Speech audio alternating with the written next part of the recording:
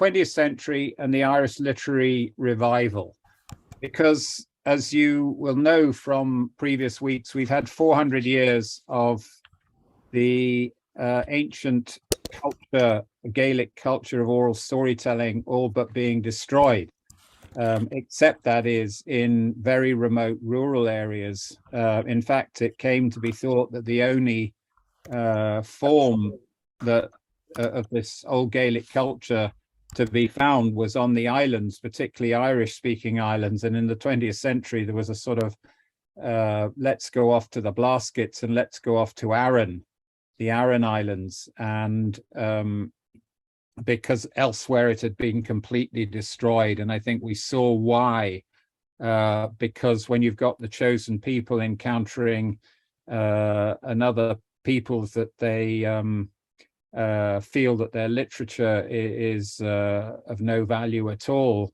and they won't let them educate their children, and you close down the big houses that were the sponsors of the bards, the thing is going to be slowly eroded.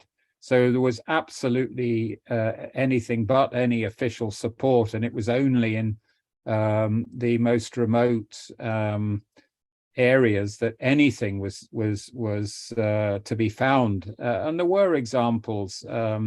Indeed, Robin Flowers, the deputy collector from manuscripts from the British Museum in the 1920s, found a storyteller on the Aran Islands who told him a long Fenian tale. And as he said, it was the oldest tradition in Europe still alive, but it was just hanging on by its fingertips. But then as we moved on beyond the famine to the end of the 19th century, we have the Irish literary revival, and it became a powerful force and inspiration for an emergent Irish nationalism.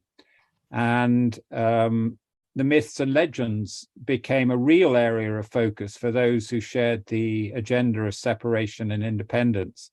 And the cultural nationalists sought to build a new Ireland by reviving selected ancient values.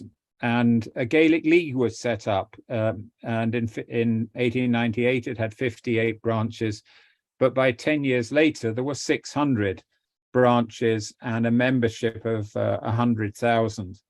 It was more active in towns than rural areas, but many were sent to the Gaeltacht. And what happened there is that at county fairs there was singing, dancing, and storytelling competitions, and there was a kind of view developing, particularly amongst certain of the intellectuals, that these legends were extremely important. And Standish O'Grady, who was one of the commentators, said these legends represent the imagination of the country. They're a kind of history which a nation desires to possess. They betray the ambition and ideal of the people, and in this respect have a value far beyond the actual events, the tale of the actual events and recorded facts.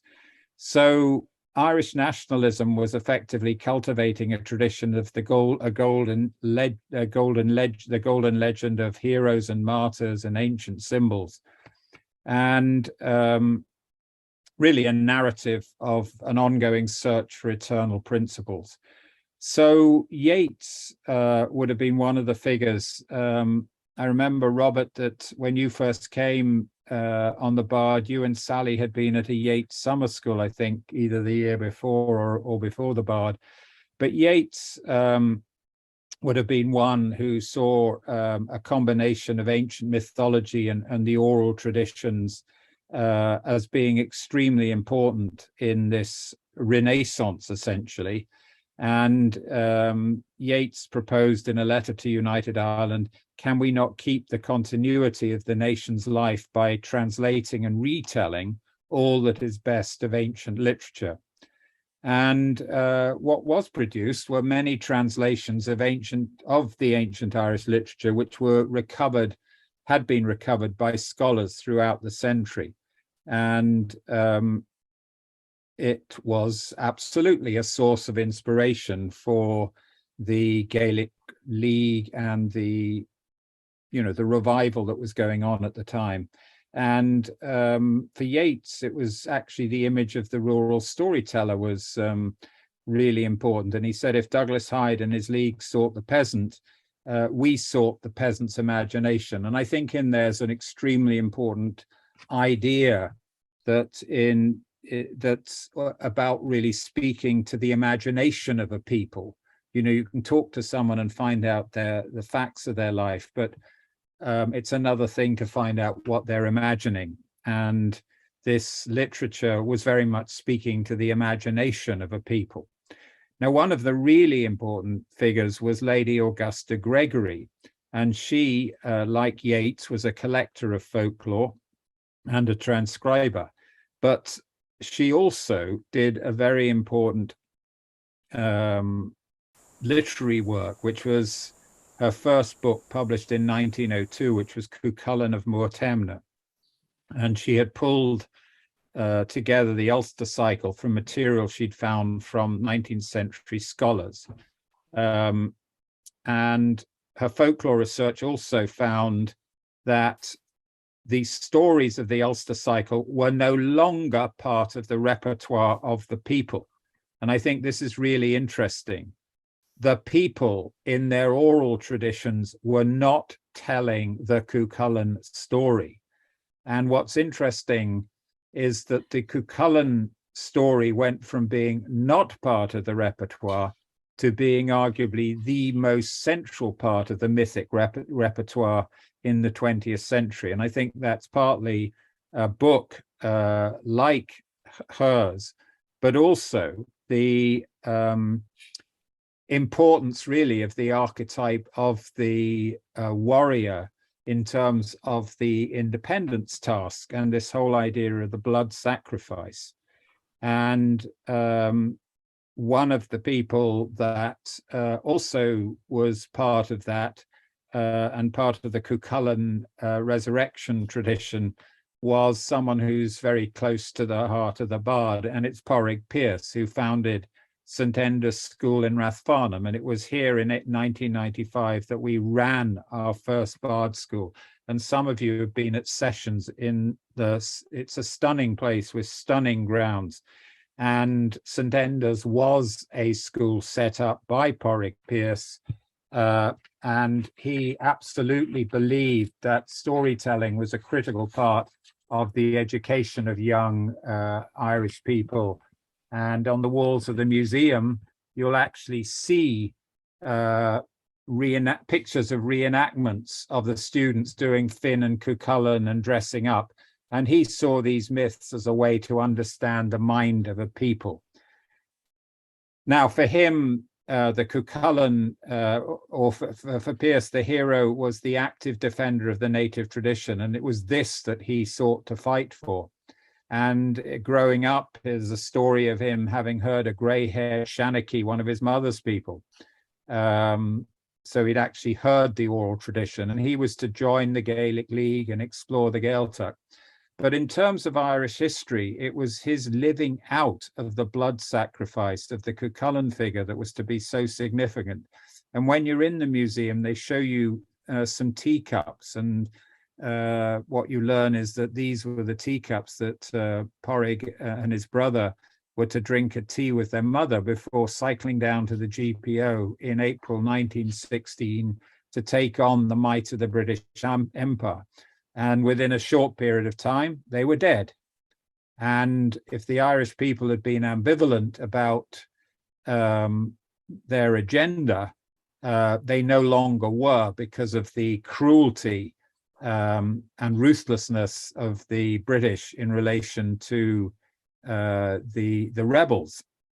So in a way, you have Cuchulainn being not just a myth, but an inspiration for one of the key leaders of the rebellion, because what he was doing was living the blood sacrifice of Cuchulainn.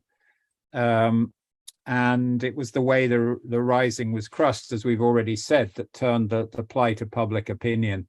And what would happen then is poems and songs about the event started to multiply, and you had a whole mythology that was sung about in pubs, and still to these days you have the rebel songs. So essentially, what we have is a cycle of the Irish myths, the Cuchulainn and the Tórn cycle, that had gone from not part of the repertoire because it was the Oisin and the mythological cycle that were far more central, and indeed the king, but that was going way back. Dahi O'Hogan told me one time that the king cycle was 1/3 of the stories that were told 800 years before. But people who are colonized do not tell king stories. So the Cuchulainn story went from a dormant part of the repertoire to being very central.